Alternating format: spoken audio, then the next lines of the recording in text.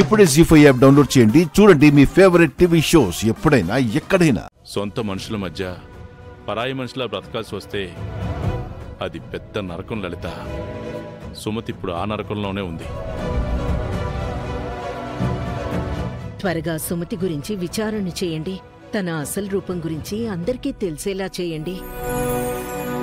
అది అనుకున్నంత ఈజీ కాదు లలిత, కానీ నా ప్రయత్నం నేను చేస్తాను.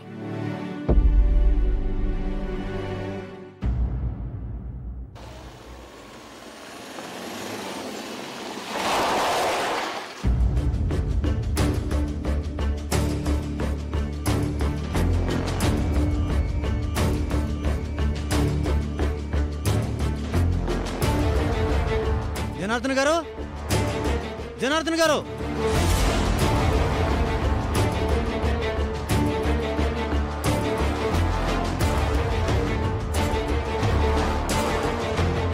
నమస్కారం సార్. కూర్చోండి ముఖర్జీ గారు. అంకుల్కి కాఫీ తీసుకురా సీత. నాకు మీ మర్యాదలేం అక్కర్లేదు.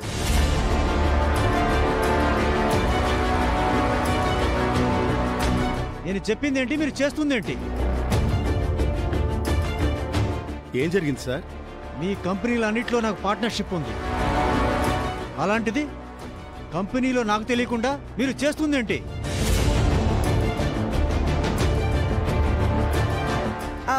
మేమేం చేశాం ముఖర్జీ గారు? సీత కంపెనీ విషయాలు చూసుకోవాలని నేను చెప్పాను కదా.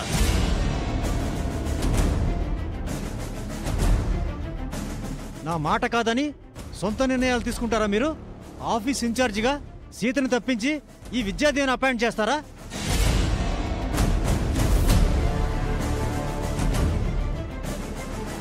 ఈ విషయాలన్నీ మీకెలా తెలుసా బాబాయ్ గారు? ఎవరు చెప్పారు? ఎలా తెలిసాయి, ఎవరు చెప్పారనేది నీకు అనవసరం సీత. నువ్వు కంపెనీలో ఎందుకు లేవు అది నాకు తెలియాలి. నిన్ను కాదని ఈ విద్యాదేవి ఎలా వచ్చింది?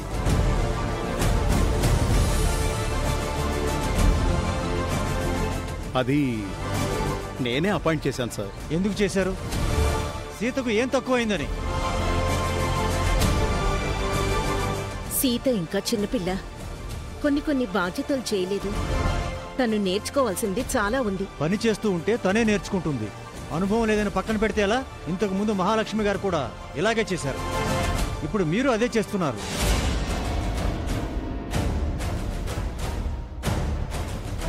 అయినా సీత కంటే ముందు మహానే కదా సార్ ఆఫీస్ చూసుకుంది.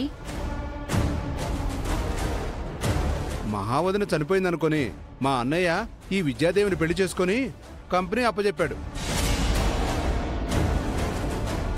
ఇప్పుడు మహా తిరిగొచ్చింది కాబట్టి మళ్ళీ మహాకి కంపెనీని అప్పగించాలి తప్ప సీత గురించో ఆ విద్యాదేవి గురించో ఎందుకండి? మహాలక్ష్మి గారు ఉన్నప్పుడే సీతకు కంపెనీ అప్పచెప్పారు.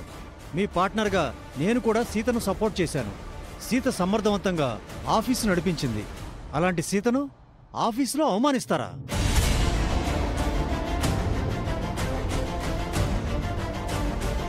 $2 లక్షల కోసం సీతతో గొడవ పడ్డావంట.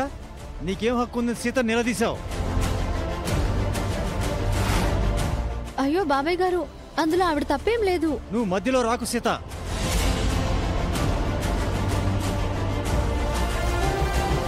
వీళ్ళు నిన్ను అవమానిస్తే నన్ను అవమానించినట్టే. కోట్ల రూపాయలు మీ కంపెనీలో ఇన్వెస్ట్ చేశాను, అది కూడా నీ మీద నమ్మకంతో. అలాంటి నిన్ను ఆఫ్టర్ ఆల్ 2 లక్షల కోసం ఇన్సల్ట్ చేస్తారా? కంపెనీ డబ్బును వాడుకునే హక్కు నీకు లేదనుకుంటున్నారా?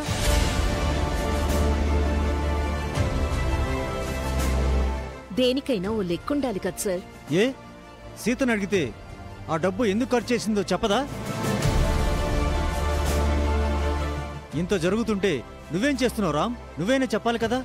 సీత డబ్బులు తీసుకున్నట్టు నాకు కూడా తెలియదు అంకుల్. తెలియకపోతే ఏం? నీకు సీత మీద నమ్మకం ఉంది కదా. అయినా సీత నిలదీసింది ఈ విద్యాదేవి అయితే మమ్మల్ని అంటారేంటి సార్? ఆవిడే తగుదనమ్మా అంటూ మా వదిన ప్లేస్లో వచ్చింది. మీరేమన్నా అనాలనుకుంటే ఆవిడ అనుకోండి. నేను మీ అందరికీ తెలియాలని ఇక్కడికి వచ్చాను. మీ కుటుంబ గొడవలు ఏమైనా ఉంటే అవి ఇంట్లో చూసుకోండి. ఆ గొడవలో ఆఫీస్ దాకా తీసుకురాకండి. ఇంకొకసారి సీతకు అవమానం జరిగిందంటే నేను సహించను.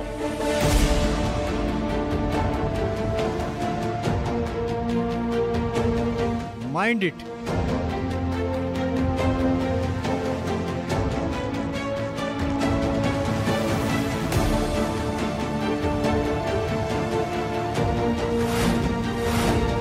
ఆఫీసులో జరిగిన విషయాలు ముఖర్జీ గారికి ఎలా తెలిసాయి? ఎవరు చెప్పారు? స్టాఫ్ ఎవరైనా చెప్పుంటారేమో డాడీ. స్టాఫే చెప్పారో లేక తనకు అవమానం జరిగిందని ఈ సీతే చెప్పిందో ఎవరికి తెలుసు రామ్?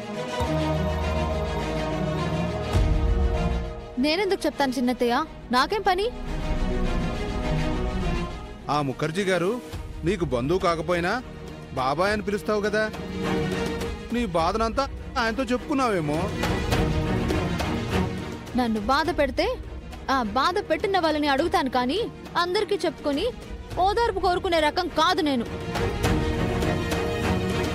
నా వల్ల నువ్వు బాధపడుంటే సారీ సీత.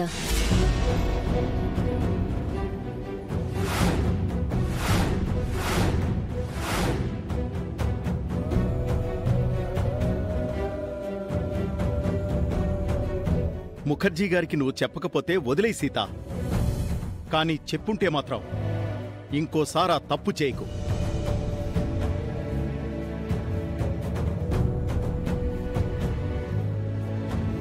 గుట్టుగా ఉండాల్సిన ఇంటి పరువును రట్టు చేస్తున్నావు.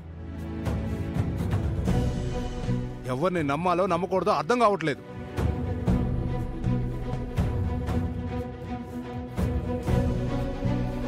నువ్వు చెప్పుండవని నేను నమ్ముతున్నాను సీత.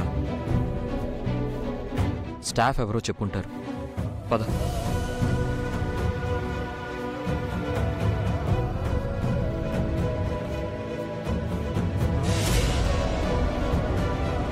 ఖచ్చితంగా సీతే చెప్పుంటుంది మహా, డౌటే లేదు. చెప్పింది సీత కాదు, నేను. నువ్వు చెప్పావా? నేనంటే నేను కాదు, స్టాఫ్తో ముఖర్జీ గారికి ఫోన్ చేయించాను. ఎందుకు మహా? దానివల్ల నీకేంటి లాభం? సుమతికి సీతకు గొడవలు జరుగుతున్నాయని అందరికీ తెలియాలి. అలాగే సుమతి సీతకు ఆఫీసు బాధ్యతలు ఇవ్వడం లేదని ఆ ముఖర్జీకి తెలియాలి.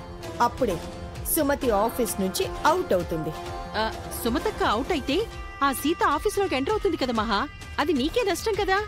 లేదు, ఇవన్నీ నాకు ముందు ముందు మరో రకంగా ఉపయోగపడి, అందుకే అంతా వెనకుండి నడిపిస్తున్నాను. నువ్వు మామూలు దానివి కాదు మహా, మహామేధావి.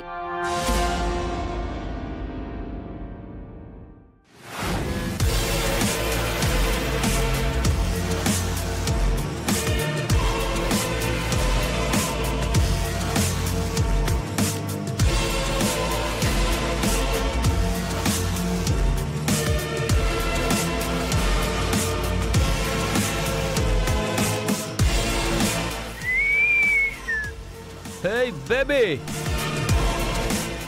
జీ5 యాప్ డౌన్లోడ్ చేసి అన్ని ఎపిసోడ్స్ పూర్తి ఉచితంగా చూడండి.